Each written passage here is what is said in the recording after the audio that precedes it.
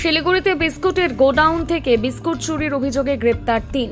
বিস্কুটের গোডাউন থেকে কয়েক কার্টুন বিস্কুট চুরির অভিযোগে এবার ৩ জনকে গ্রেপ্তার করল এনজেপি থানার পুলিশ।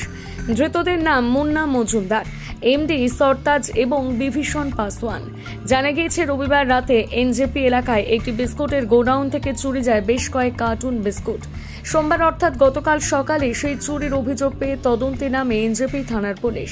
ঘটনায় গ্রেপ্তার করা হয় ৩ জনকে। ধৃতদের জিজ্ঞাসাবাদ করে এনজেপি সংলগ্ন এলাকায় একটি পরিত্যক্ত কোয়ার্টার থেকে উদ্ধার হয় চুরি যাওয়া বিস্কুটের কার্টুন।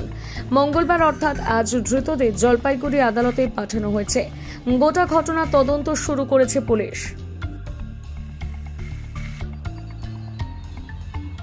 এটা তো নিশ্চয়ই প্রশংসার দাবি রাখে এবং এতে সমাজের যারা সুস্থভাবে বাঁচে তাদের মনোবলটা বাড়ে, আর যারা সমাজে ক্রাইম করে তাদের মনোবলটা ভাঙে।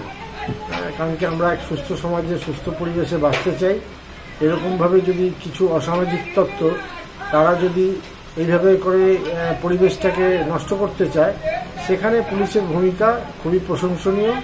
পুলিশকে অনেক সময় অনেকে অনেক কিছু বলে, কিন্তু এখানে আমি তাদেরকে অজস্র ধন্যবাদ জানাতে চাই এবং কৃতজ্ঞতা জানাই তাদের উপরে, যে তারা যেন আগামী দিনে এরকমভাবেই সমাজের সেবা করে যায়, এটাই তাদের কাছে আমার অনুরোধ। আমার নাম অমিত ভট্টাচার্য, দেশবন্ধু পাড়ায় থাকি আমি।